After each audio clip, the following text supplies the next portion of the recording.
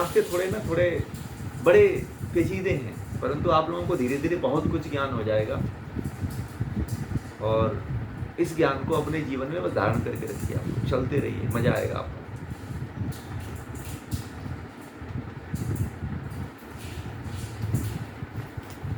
समझ में आ गई बात है ना ये? जी।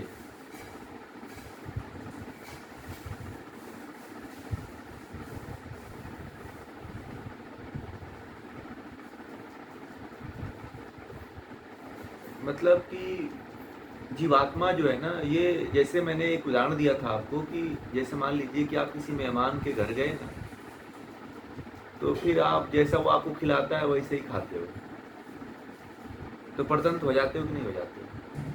और घर में रहते हो तो जो मन करे वो खाते हो, और फिर उसी के अनुसार चलना भी पड़ता है कि नहीं? तो जो जीवात्मा है वह क्या है? प्रकृति मेहमान है और जीवात्मा अतिथि है। ठीक है, मैंने एक और उदाहरण कल दिया था।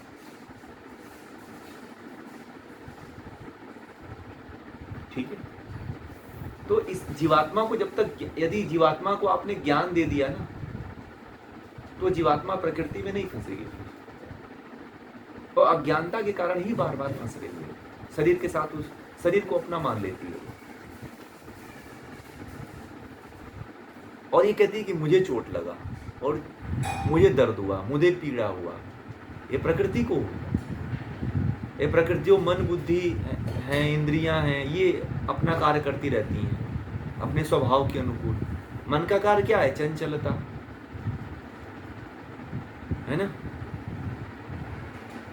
आप लोगों को एक बार सिद्ध सिद्धांत पद्धति पढ़िएगा आप लोग, अभी तो हमारी खत्म हो गई है, तो आप लोगों को वहाँ बहुत अच्छा ज्ञान मिलता है। सिद्ध सिद्धांत पद्धति हर व्यक्ति को पढ़ना चाहिए। ठीक है, सिद्ध सिद्धांत पद्धति जो है हर व्यक्ति को पढ़ना चाहिए, उसमें बहुत कुछ ज्ञान छिपा हुआ है। तो वहां पे पता चलेगा मन क्या है, बुद्धि क्या है, इनके कार्य क्या है। तो इसीलिए जीवात्मा जो है ना, अज्ञानता के कारण जो है प्रकृति के बस में रहती है, बस यही समझिए।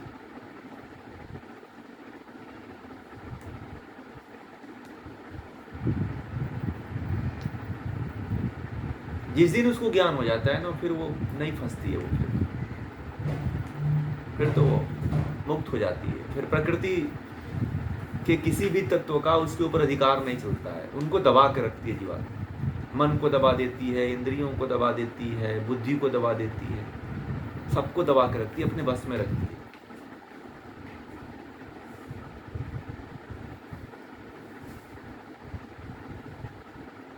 इसीलिए आत्मा को केवल ज्ञान दो आप लोग, और ज्ञान देकर के विवेक को जागृत करो। जिस दिन आपने विवेक को जागृत कर लिया, आत्मा को मुक्त करवा देगा विवेक। विवेक ही है जो आत्मा को हीरो की तरह निकाल के बाहर लाता है। समझ रहे हैं? आप विवेक को जागृत कर दो, आप देखना आत्मा आपकी मुक्त हो जाएगी, प्रकृति से अलग हो जाएगी। आप जो सही गलत करते हो ना, उस पर ध्यान दो कि मैं क्या सुबह से लेकर शाम तक करता हूं, जो साक्षी भाव कहते हैं। और योग की भाषा में उसको महर्षि पतंजलि विवेक कहते हैं। और जब विवेक जब आपका जागृत हो जाता है ना, तो उच्च कोटि का एक विवेक पैदा होता है। महर्षि पतंजलि के अनुसार जिसको रितंबरा प्रज्ञा कहते हैं, जो सबसे उच्च कोटि की बुद्धि होती है, जो साधारण सोच से भी ऊपर होती है वो।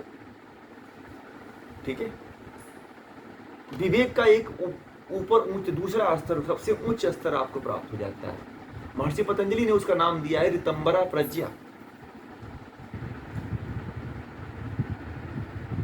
हाँ, विवेक ख्याति। ठीक है, महर्षि पतंजलि ने उसे रितंबरा प्रज्ञा का नाम दे दिया है। और जो सबसे ऊंची प्रज्ञा यह होती है विवेक की, जो सामान्य मनुष्य सोचता है उससे भी ऊंचा सोचता है वो। फिर उसे ना किसी दूसरे व्यक्ति के ज्ञान की आवश्यकता नहीं रहती है, फिर वो बुद्ध बन जाता है, जीन बन जाता है। इसी को कहते हैं बोध की प्राप्ति करना। जो व्यक्ति ऋतंभरा प्रज्ञा तक पहुंच जाता है, यहीं पे बुद्धत्व की प्राप्ति होती है व्यक्ति, यहीं पे व्यक्ति को बोध का ज्ञान हो जाता है व्यक्ति को,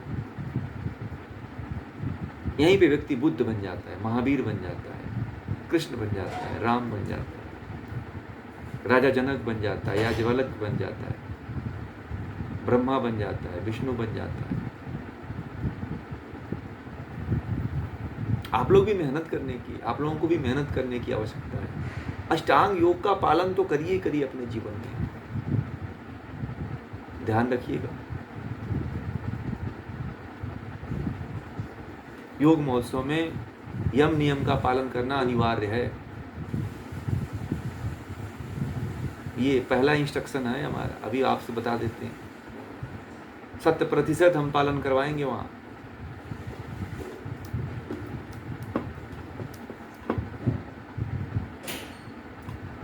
हाँ, 35 लोग हो गए, चलिए बहुत बहुत धन्यवाद। यम नियम का पालन वहाँ पे 100% करना है। झूठ तो झूठ, सत्य तो सत्य, कुछ छिपाइएगा मत। 3 दिन में आप लोगों को यम नियम सिखा करके भेजना है, फिर आप जी पाओगे ना यम नियम के बारे में। यम नियम खाली कहते हैं, सुनते हैं, प्रयोग कहाँ करते हो आप लोग। ये यम नियम को आप लोग समझते नहीं हो कि हमको कौन सी उड़ान देने वाला है। पता है, ये 2 पंख हैं जो उड़ते हैं ऐसे ऐसे, और इतनी ऊंची उड़ान देता है कि आप कल्पना नहीं कर पाओगे।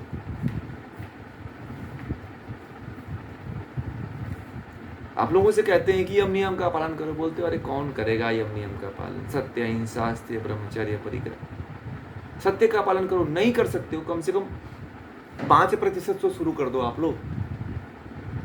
कितने लोग सत्य का पालन करते हैं? अहिंसा, अस्तेय, ब्रह्मचर्य कितने प्रतिशत करते हैं? आप 5% से शुरू करिए, कितने लोग तैयार हो जाएंगे?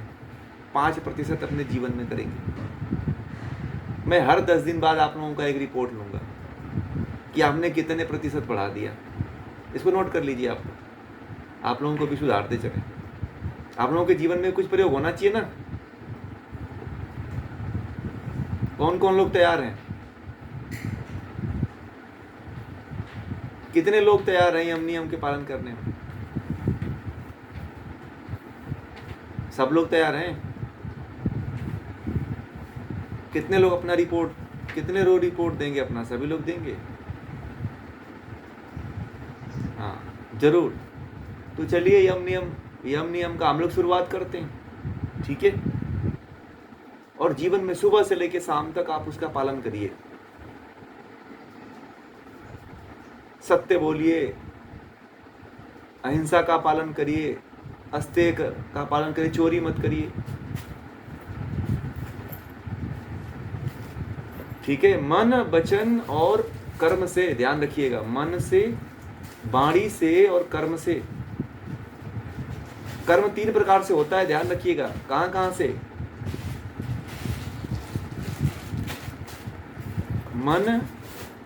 मन से। अब ये ध्यान रखिएगा कि आप शरीर से कोई कर्म नहीं कर रहे हो और मन से कर दे रहे हो, तो ये क्या है? यह कर्म हुआ। आपने इसका मतलब ही चोरी कर लिया। आपने किसी वस्तु को देखा, बोला कि बड़ा अच्छा है, मैं इसको मन कर रहा है कि मैं ले लूं, तो आपने मन के द्वारा चोरी कर ही लिया। मत रखो भाव ऐसा भी। दूसरे के वस्तु के भी मन के भाव को हटा दीजिए।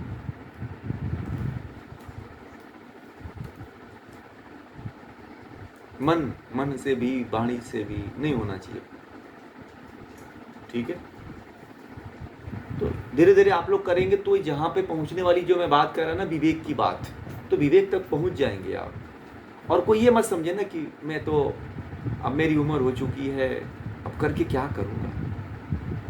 कुछ लोग कहते हैं ना कि अब, मैं एक दिन लोगों से कहा कि अरे आप थोड़ा सा ज्ञान ग्रहण करो, भगवान की तरफ आओ। बोले क्या करेंगे, अब उम्र बीत गई, भक्ति को करके,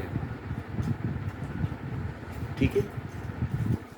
तो मैं एक बार कई बार इस उदाहरण को दे चुका हूँ कि जो है आपके साथ जो भी कर्म कर रहे हो उसका संस्कार आपके साथ जाने वाला है, और वह चाहे आप 80 वर्ष की उम्र में करो चाहे 90 साल की उम्र में करो। अब यदि ये ज्ञान ले रहे हो तो ये ज्ञान अगले जन्म में आपको मिलेगा। ठीक है, आपका यह कर्म तो व्यर्थ नहीं जाएगा। ठीक है, बहुत लोगों को ये होता है कि यही चिंता रहती है कि अरे पूरे जीवन भर हमने कोई पढ़ाई लिखाई नहीं किया, अब हमको कह रहे हैं कि ऑनलाइन क्लास करो। हमारे बड़े बड़े बच्चे हो गए हैं, वो कहते हैं कि हमारी माँ पढ़ाई करती है, शर्म आती है, ऐसे लोग कहते हैं मुझे। ज्ञान लेने के लिए किसी भी तरह का शर्म नहीं रखना चाहिए। ज्ञान के क्षेत्र में अभी हम बच्चे ही हैं ना। और जिस व्यक्ति ने ज्ञान नहीं लिया उसका समझिए कि वह क्या हुआ, उसका जीवन, उसका दूसरा जन्म नहीं हुआ, वो द्विज नहीं हुआ, वो पहले जन्म में ही मर गया, पहला जन्म लेके ही मर गया। पृथ्वी पे 2 जन्म होता है, जब वो ज्ञान को ग्रहण करता है तो वो द्विज हो जाता है, और जो ज्ञान को नहीं ग्रहण करता है तो वो द्विज नहीं कहलाता है।